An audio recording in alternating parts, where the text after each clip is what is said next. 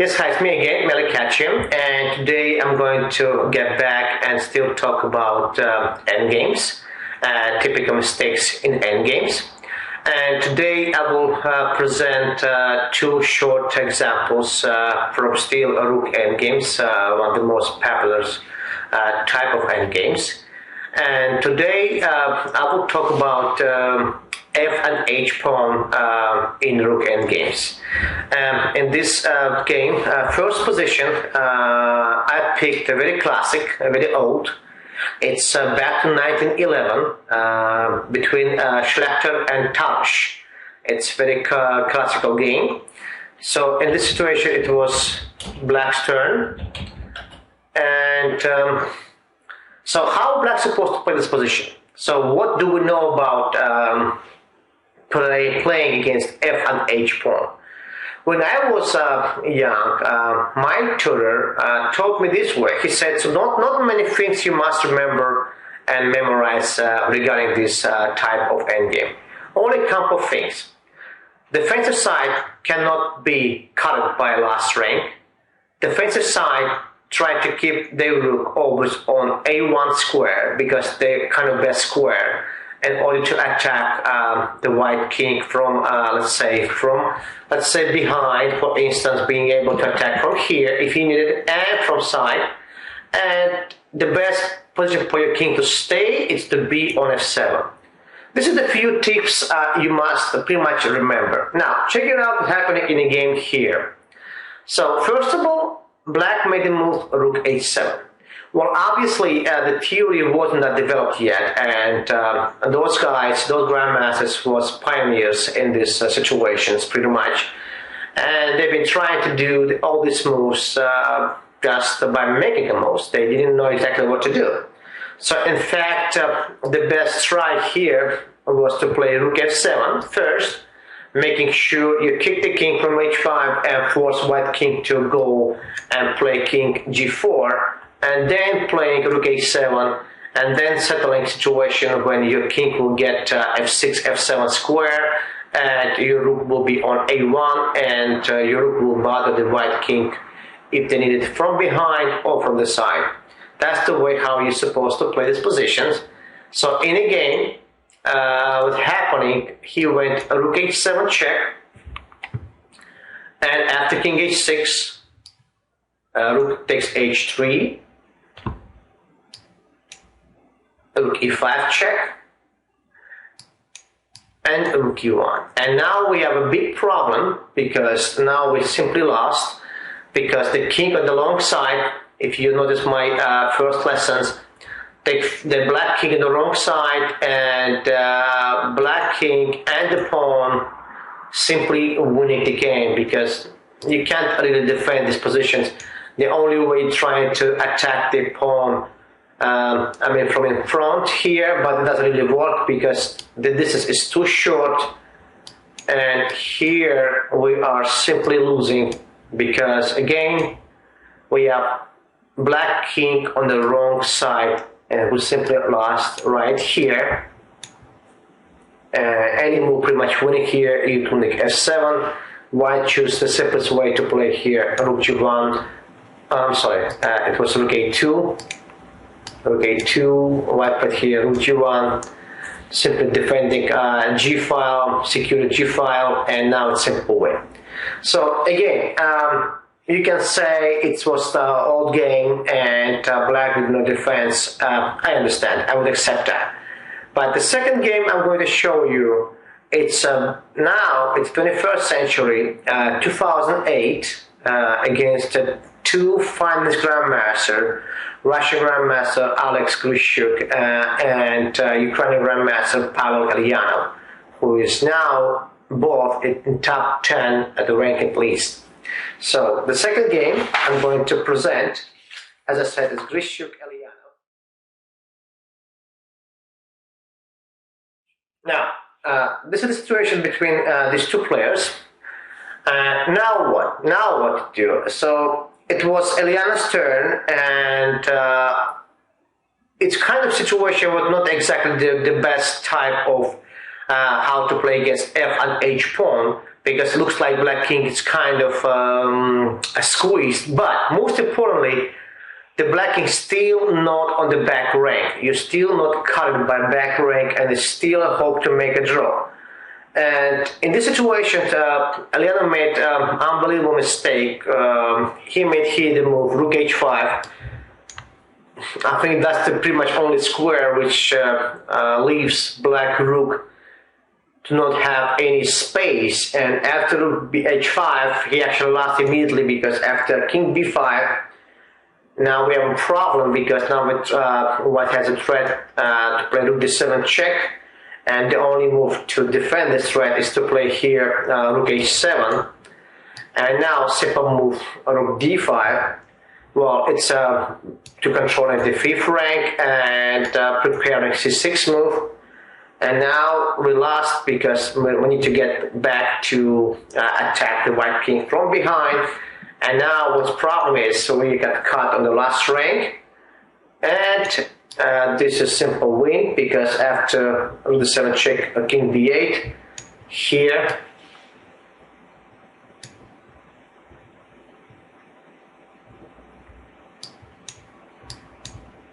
it was a small repetition here, and finally king d6.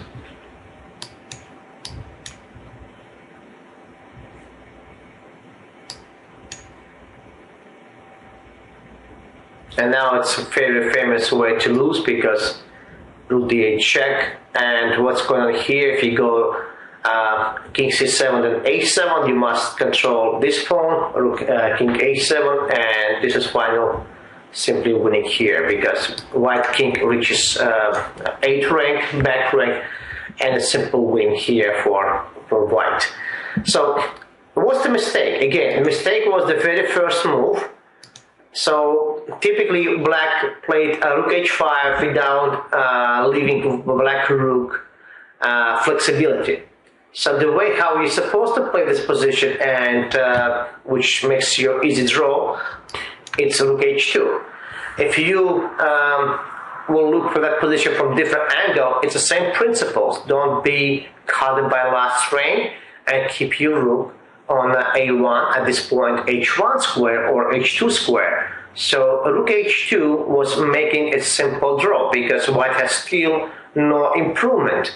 Let's say, I mean, the pawn will hang at some point, and if you're trying to improve position by playing king c7, then I'll take it. And then we have a king on the short side, and f is fine, and now it's simple draw.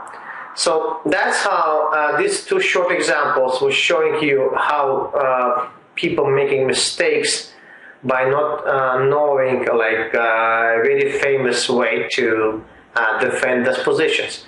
Again, I'm going to remind you a few tips how to defend situations when you have rook. When you're dealing with f and h pawns. So try to keep your king the best square at this point. Let's say in case f and h pawn, it's f7 and f6 square around this area, and the rook must be on a1. In case of pawn a and c, the best for this king be on c7 obviously, and the rook on h1. And last tip for defensive side, do not be covered by last rank. This is a few tips you must pretty much remember, and try to not forget them, and if you need to apply them, yeah, will be better. And now I'm going to show you the real way how you're supposed to defend this position, and supposed to know this position. And actually this is the one, I believe, my first position I have studied and analyzed, and basically understood how to defend a situation against f and h pawn.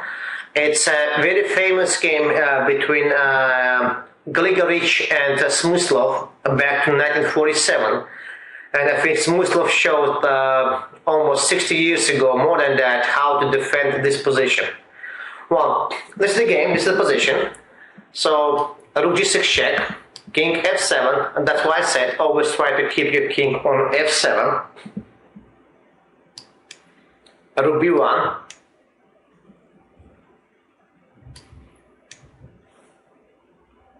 again, at this point, what black trying to do, since the rook already reached the best situation, a1 and b1 squares, black king tried to be on f6 in order to kind of control, defend those squares, and pretty much, I'm not saying shouldering the white king, but still fighting for the space. And that's why he played here king f6. Now, small tip right here, in these situations, it's good for your king to be on g7. Why? Because it's good to have your king in front of enemy's king at this point. This is the kind of right situation for you to be. So not exactly king f7 in this case would be the best, because after king g5, if you try to play here rook g1 check, I played king f5, we have a position here, and when you retreat to play rook a1, and then problem is we have rook c7 check, and your king getting caught, and your king getting be on the back rank, and you are in trouble. So again, what you must understand right here, making sure your king not being caught on the last rank. That's why the only move here, king g7.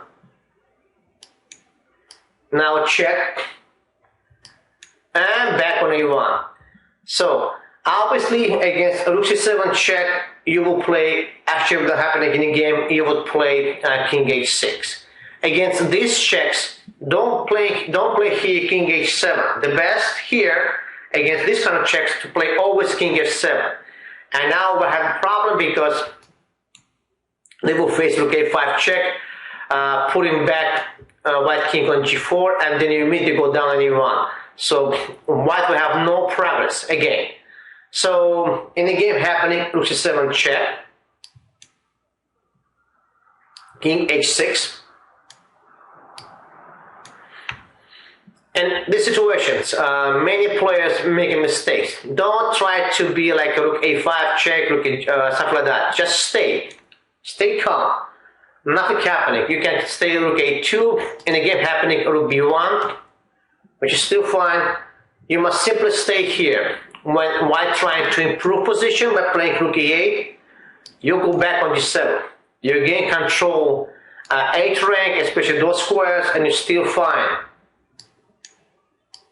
White has no improvement, black standing, just standing by, waiting for white's action, what you have to do.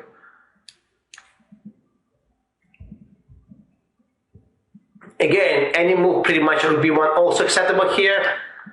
Black played here rook f1, which is still fine because it's tying with attacking the f4 pawn. So to untie whites, they played here rook d4. Again, guys, I had the game, I believe, back to 1997 against Grandmaster Melik, and I hope this game could be found at the databases from we played World Team Championships. And I kept my rook in this situation just between a1 and b1 squares, which again completely acceptable. So rook f1 is not exactly necessarily, but it's still okay. It's still not losing. So, and then smooth going back on a1.